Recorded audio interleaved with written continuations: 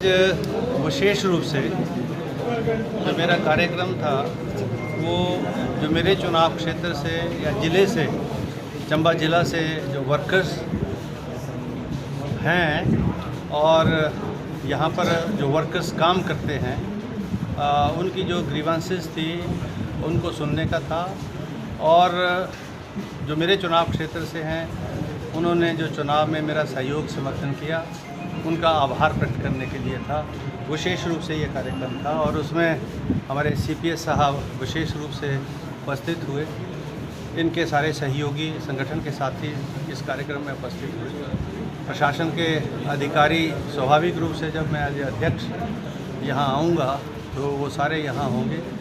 तो ये mainly to address and redress the grievances of the workers, उसके दृष्टिगत ये कार्यक्रम। सर, औद्योगिक क्षेत्र में सर यहाँ पे जो मजदूरों को सर जो मिनिमम वेजेस मिलती है सर वो जो है सुचारू रूप से लागू नहीं की जा रही है सर, तो उसके लिए किस तरह से सरकार जो है कदम उठाएगी?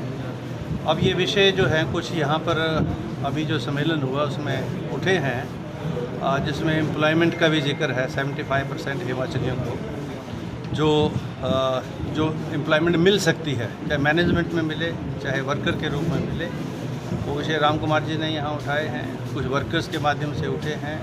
और जो वेजेस का विषय आप जिसका जिक्र कर रहे हैं, इन सब विषयों को बड़ी गंभीरता से देखकर एक पहले तो इंडस्ट्री विभाग के हमारे जो सामान्य मंत्री हैं उनके ध्यान में लाया जाएगा, नहीं तो फिर विधानसभा में मैं जो है इन सब के साथ बैठ के वहाँ मीटिंग करेंगे और इस बात को सुनिश्चित करें कि मिनिमम वेजेस जो कार्यकर्ता को कानूनन मिलनी है वो मिले और जो इंडस्ट्री उसको वायलेट कर रही है उसके खिलाफ कानूनन एक्शन हो।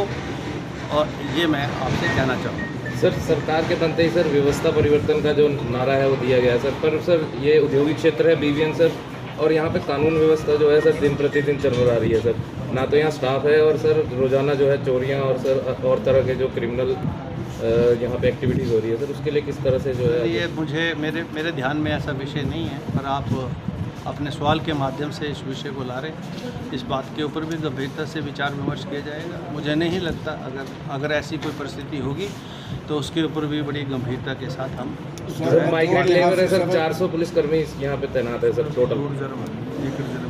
अब ये विषय जैसे राम कुमार जी भी बोल रहे हैं कि अभी पुलिस अगर जो फोर्स है उसमें कोई एनहांसमेंट करने की ज़रूरत है, ज़्यादा पुलिस फोर्स। वैसे तो ये कह रहे हैं कि 2 रिजर्व और आ गई, और भी अतिरिक्त अगर आवश्यकता होगी पुलिस की कानून व्यवस्था को मेंटेन करने के लिए तो वो बात भी मुख्यमंत्री के ध्यान में लाकर करवाएगी। जब से उद्योग चल रहे हैं कोई भी अलग से उद्योगों के लिए कानून नहीं आया है, ना सरकार ने किसी ने पहल की है।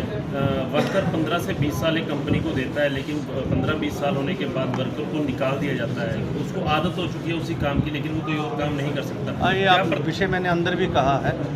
अब जहाँ जहाँ आवश्यक होगा विधानसभा के माध्यम से एक तो हम मीटिंग करेंगे, दूसरा ये विषय विधानसभा में जब उठेंगे सामान्य विधायकों के द्वारा तो उन विषयों पर गंभीरता से विचार करते हुए कहीं भी नियमों कानूनों में जो भी परिवर्तन करने की आवश्यकता होगी या नई नीति कोई बनाने की आवश्यकता होगी उसमें विधानसभा का पूरा सहयोग। सर, इंडस्ट्री यहाँ से जाने के लिए बहुत मजबूर है सर, इसके बारे में क्या कहेंगे? मुझे ऐसा लग रहा है कि इंडस्ट्री के भी अपने कोई इश्यूज़ हैं और इंडस्ट्री भी जो है जिस तरह से यहाँ स्थापित हो जानी चाहिए थी उसमें थोड़ा जो है ऐसा लग रहा है मुझे। तो ये विषय भी हमारे ध्यान में आया है और हम कोशिश करेंगे कि सरकार मुख्यमंत्री जी से और उद्योग मंत्री जी से विशेष रूप से इस विषय को उठाकर जो है इंडस्ट्री यहाँ रहे, क्योंकि ये पैकेज के माध्यम से यहाँ आई थी।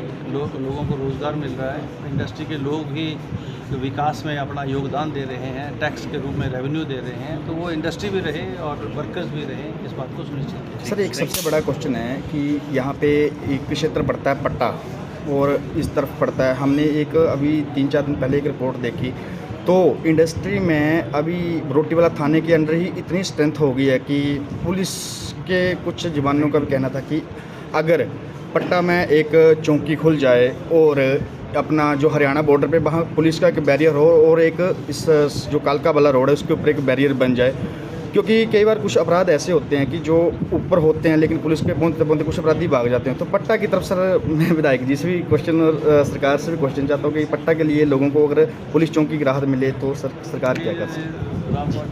हाँ, इसके लिए मैं माननीय मुख्यमंत्री से निवेदन करूंगा कि हमारे जो पट्टा क्षेत्र है उसमें एक चौकी जो है वो स्थापित की जाए। और उससे पहले मैंने कालू झंडा जो हमारा बॉर्डर एरिया यूनिवर्सिटी एरिया है वहाँ पे चिट्टे का प्रचलन हो रहा है, उसके लिए भी मैंने ऑलरेडी जो है माननीय मुख्यमंत्री जी के समक्ष ये मामला उठाया है और उनसे विशेष चर्चा हुई है। बद्दी को स्ट्रेंथन करने के लिए एक डीएसपी ट्रैफिक जो है यहाँ बिठाया जाएगा और माननीय मुख्यमंत्री जी ने खुद ये बात कही है कि हम बद्दी को जो है और फोर्स देंगे। और अभी जो 2 रिजर्व आई थी उसमें एक परमानेंट रिजर्व जो है वो बद्दी में रहेगी। ऐसा परसों मेरी डीजी साहब से बात हुई है। माननीय मुख्यमंत्री जी भी चाहते हैं कि बद्दी को और स्ट्रेंथन किया जाएगा। इससे अधिक